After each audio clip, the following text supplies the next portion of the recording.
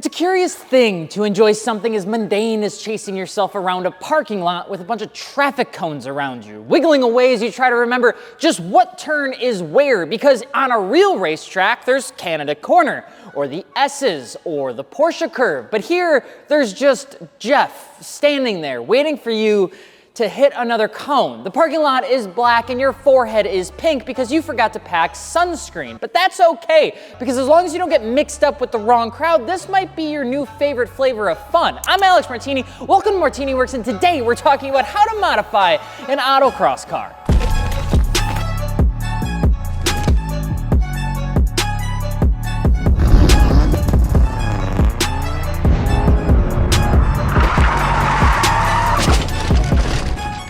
We help people mod their car, so if you're looking for wheels, tires, wheel tire packages shipped to your door, or suspension, head on over to martiniworks.com. And if you already have a car built, share your build story with us in the build threads over at Martini Works as well. We absolutely love it, and if you're looking for what kind of brands we've got, we just added on work wheels, BBS. You can get $110 off a set of Conti ECS02s right now. We got Enki, Koenig, General Tires, and yes, we can mount tires and ship them to your door. We can do that now, okay? Just me, you, and a set of wheels awaits.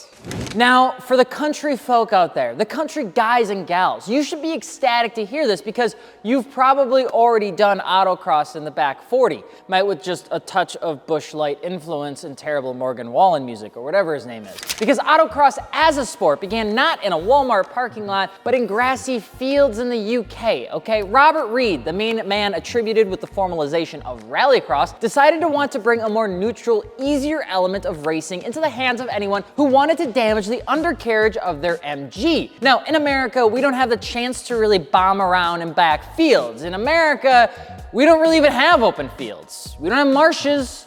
We have good old suburbia.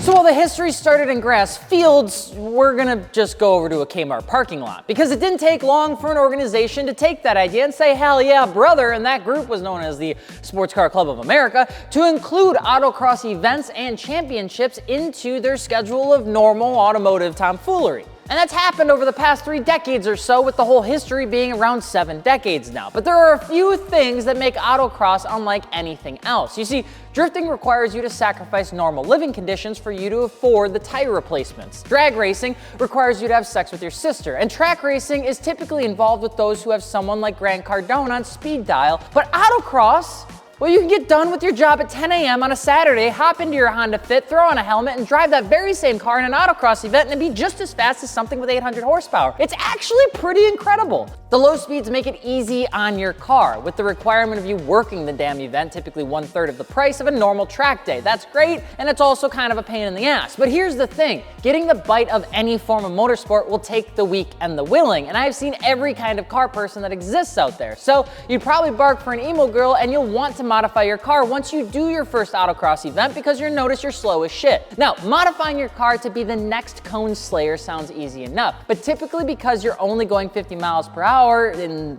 any sort of autocross event, you're just gonna wanna try and run loads and loads of aero, but you're probably gonna get mocked at by the old people that have made this sport their entire personality and have kissed their Mazda Miatas unironically. The world of autocross, though, can be boiled down into 3 very important things when you get into modifying your car for this sport entirely. Number 1, seat time. Seat time will always be huge, which means that when you're in a car and you're sloshing about, you can lose precious feedback and feeling in what the car is doing. My Gloria is comfortable, okay? I love it to death. I could bring a family of 4 with me and we could go to Colorado together, okay? But I feel like a wet piece of bread holding a glizzy inside of it because the Buick Light seats are horrid for the track. My S2000, on the other hand, has a set of status seats and harnesses, which when fully strapped in, might as well be on a category in a website you browse at night, because I can feel everything the car is doing, and you want that. It helps you make better decisions when you're driving the car. Aftermarket seats like Race Quibs or Brides are great, along with the appropriate harness and setup for it. Just make sure you set up those harnesses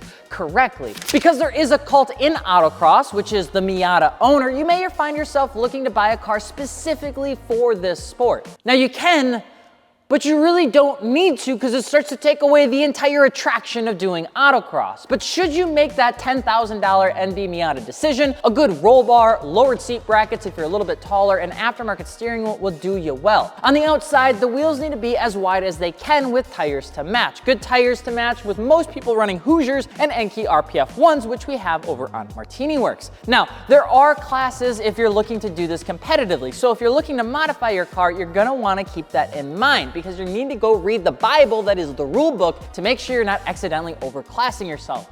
I have done that. It's not very fun. And suspension is key here, along with weight shifting / roll mods, okay? Anti-roll bars, a properly good suspension like Fortunato 510s or even 500s are huge here because you're gonna be playing with that way more than you're gonna wanna play with power to begin with. Something with customization on the compression and rebound is huge for you as you're typically dealing with way more rate transfer in these tiny little play place tracks than some full-scale race tracks. Now, just because it's smaller doesn't mean it's any less technologically advanced for you to mess up. You can learn a ton in a parking lot, and it's really important to get good coilovers to match. With those few things, you should be in a strong place to start. You can go in with more power, but again, you don't really need to. Find the max that you can drive your little Honda Fit and then decide to get an exhaust for 6 more horsepower and you'll have fun. But you're probably gonna find more value in fresh bushings, some EBC brake pads and rotors, stainless steel brake lines, and sunscreen blocker because my God, does it suck to stand in a parking lot on cone duty. It is the one thing I hated more than anything else when I was doing autocross. I don't understand it. I don't know why. I just didn't like it. Okay, that's just me. Now listen, I love helping out. I do. I'm just never as prepared as I should be on this like Trout Walker level of jail work that is cone management. But it is in fact quite fun when you're out there. The best part about autocross is that when you help out with the staffing, you actually make it cheaper. I just don't really like to all the time. So how do you modify an autocross car? Easy, baby. You grab $2,500 and you go find a Mazda Miata. Then you head to your nearest parking lot, which looks a lot like just a traffic cone enthusiast meetup, and you try your best to drive around them as fast as you can, which from the outside, you'll look to everyone else as if you're being tested for your driver's license, and your grandmother will say, oh, that was really nice, honey, but on the inside, you feel like you're Max Verstappen because you feel like you may have just won your first race. It'll feel fantastic, but it's not all sunshines and rainbows because after what will undoubtedly be the slowest time you've ever ran out of the group that you're with, you're gonna wanna throw as much money as you can at your rust bucket Miata with that one weird tongue mod that you bought from some random girl that was 19 years old. Instead, invest in some actual good coilovers like Fortune, Auto, or KW. Drop a few bucks on good tires like ECS02s from Continental if this is your daily Mazda Miata, or if you want to take things seriously, get yourself some Hoosiers, okay, if you want to look fast. The people that are actually fast, they'll tell you not to buy those. And some Enkei RPF 1s, because congratulations, you are now in a cult. The best worst thing about autocross is its affordability. It practices good driving behavior, and it'll give you more sunburns than a trip to Wisconsin Dells, because you have to work the goddamn thing, and that's why the event is so cheap. Now, autocross is a street takeover of nerds, where some are self-conceited, but it is quite fun and engaging, and you will eat a cone at least once. But get out there, and when you do, you're gonna end up spending more money on car parts than the car's value itself. That means you're doing it right. So come mod your car with the actual experts who give a shit right here at martiniworks.com. I'm Alex Martini. Let me know what we should talk about next. We'll see you later. Adios.